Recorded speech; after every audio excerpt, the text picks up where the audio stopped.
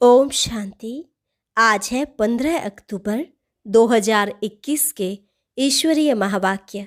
पहले सुनते हैं मुरली के मुख्य पॉइंट्स। बाबा ने कहा, जब तक जीते रहो तब तक बाप को याद करते रहो।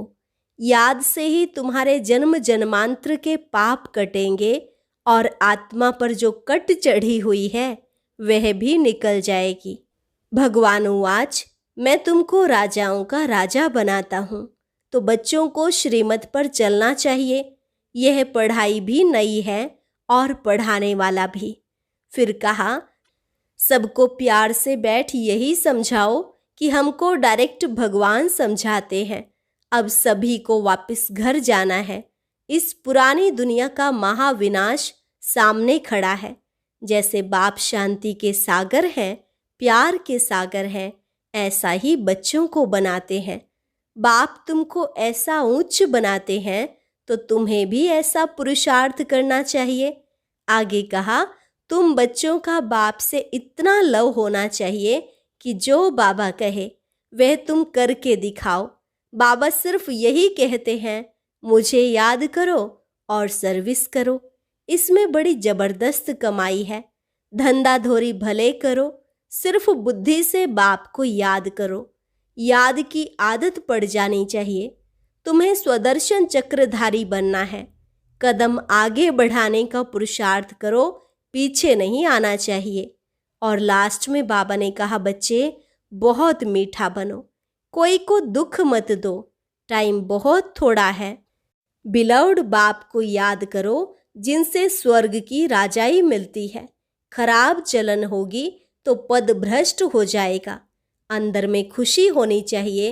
अब हमारी चढ़ती कला है, हम मुक्ति धाम में जाकर फिर जीवन मुक्ति में आएंगे।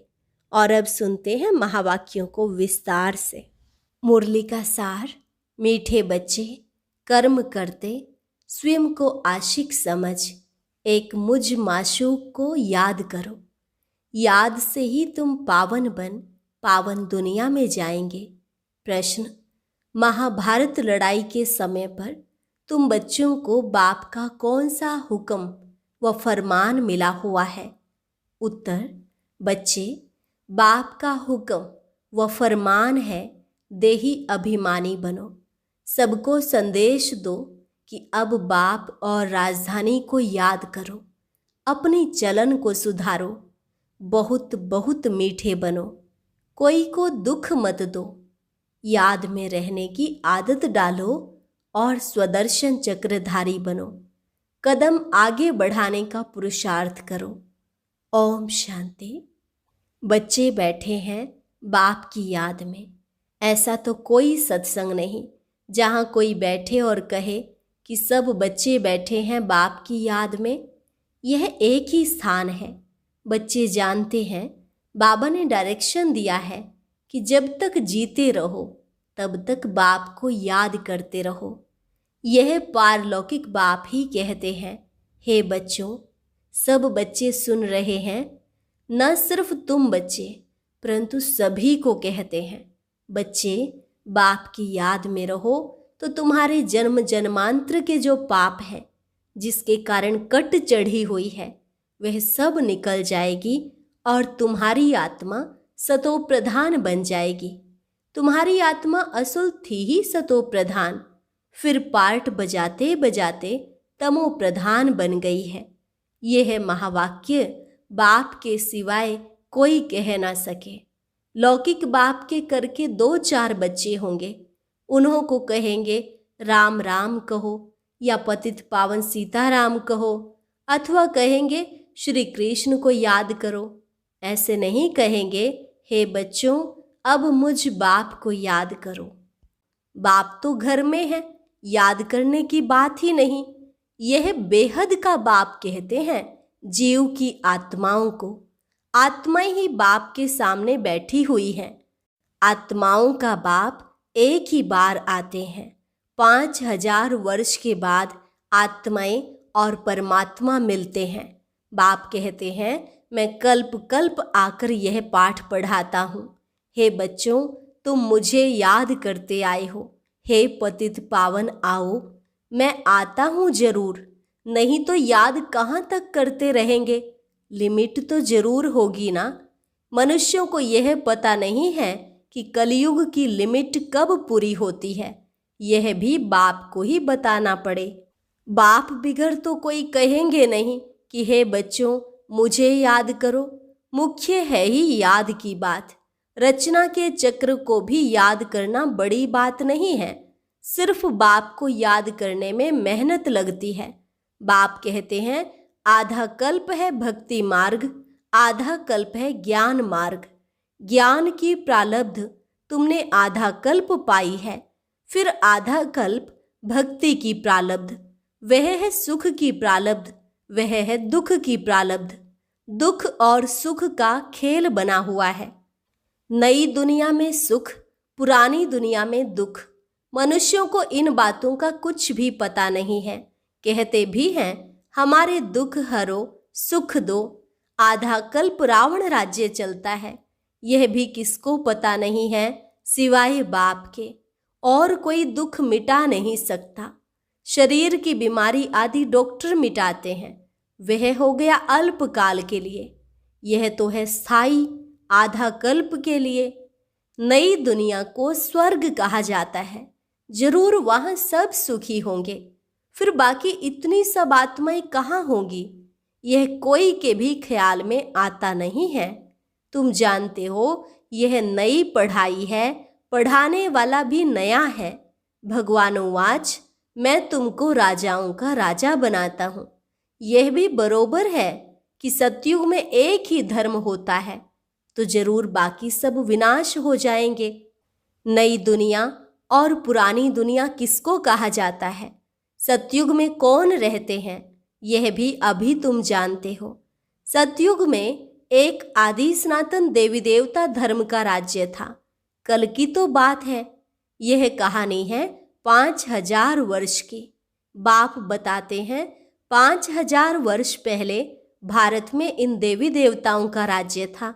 वह 84 जन्म लेते लेते अभी पतित बने हैं। इसलिए अभी पुकारते हैं कि आकर पावन बनाओ। निराकारी दुनिया में तो सभी पावन आत्माएं ही रहती हैं। फिर नीचे आकर पार्ट बजाती हैं तो सतो रजो तमो में आती है। सतो प्रधान को निर्विकारी कहा जाता है। तमो प्रधान अपने को विकारी कहलाते हैं। समझते हैं यह देवी देवताएं निर्विकारी थे, हम विकारी हैं। इसलिए बाप कहते हैं देवताओं के जो पुजारी हैं उन्हों को यह ज्ञान झट बुद्धि में बैठेगा, क्योंकि देवता धर्म वाले हैं। अभी तुम जानते हो जो हम पूज्य थे वही पुजारी बने हैं। जैसे क्रिश्चियन क्राइस्ट की पूजा करते हैं क्योंकि उस धर्म के हैं। तुम भी देवताओं के पुजारी हो तो उस धर्म के ठहरे। देवताएं निर्विकारी थे, वह अभी विकारी बने हैं। विकार के लिए ही कितने अत्याचार होते हैं। बाप कहते हैं मुझे याद करने से तुम्हारे विकर्म विनाश होंगे और तुम सदा सुखी बनेंगे। यहाँ है सदा दुखी, अल्पकाल का सुख है। वहाँ तो सब सुखी होंगे, फिर भी पद में फर्क है ना। सुख की भी राजधानी है, दुख की भी राजधानी है। बाप जब आते हैं तो विकारी राजाओं की राजाई भी खत्म हो जाती है, क्योंकि यहाँ की प्रारब्ध पूरी हो गई है। अभी तुम जानते हो बाप की श्रीमत पर चलना है। बाप कहते हैं जैसे मैं शांति का सागर हूँ, प्यार का सागर हूँ, तुमको भी ऐसा बनाता हूँ। यह महिमा एक बाप की है, कोई मनुष्य की महिमा नहीं है। तुम बच्चे जानते हो बाप पवित्रता का सागर है। हम आत्माएं भी जब परम धाम में रहती हैं तो पवित्र हैं। यह ईश्वरीय नॉलेज तुम बच्चों के पास ही है और कोई जान न सके। जैसे ईश्वर ज्ञान का सागर है, स्वर्ग का वर्षा देने वाला है, उन्हें बच्चों को आप समान भी जरूर बनाना है।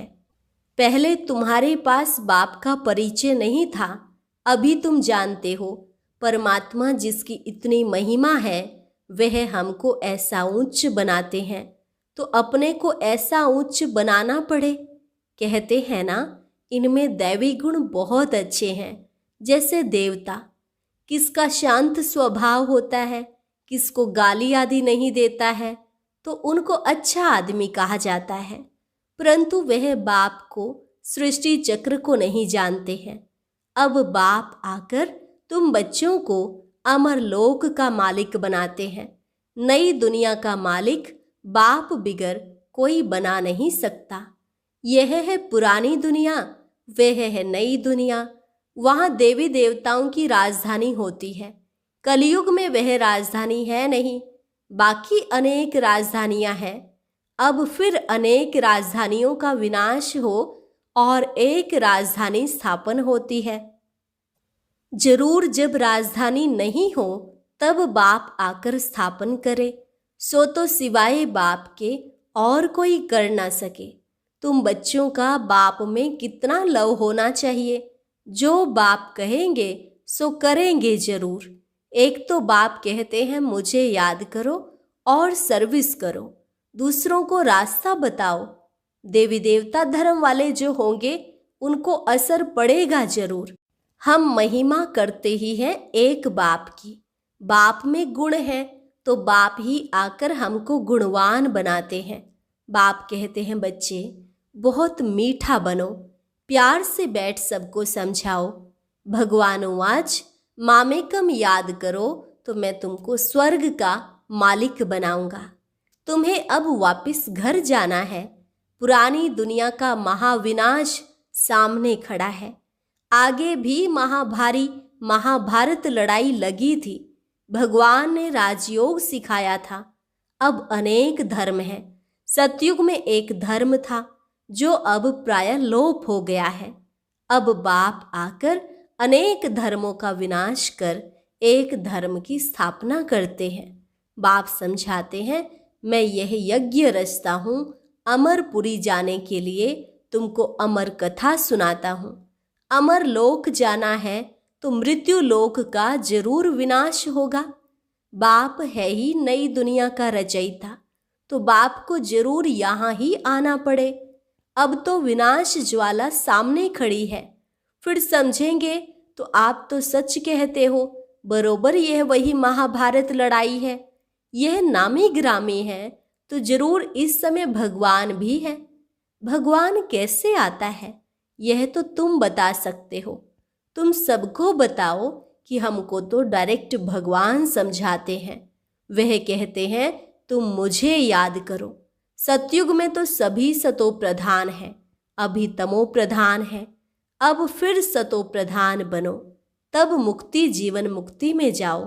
बाप कहते हैं सिर्फ मेरी याद से ही तुम सतो प्रधान बन सतो प्रधान दुनिया का मालिक बन जाएंगे। हम रूहानी पंडे हैं, यात्रा करते हैं मन मना भव की। बाप आकर ब्राह्मण धर्म, सूर्यवंशी, चंद्रवंशी धर्म स्थापन करते हैं।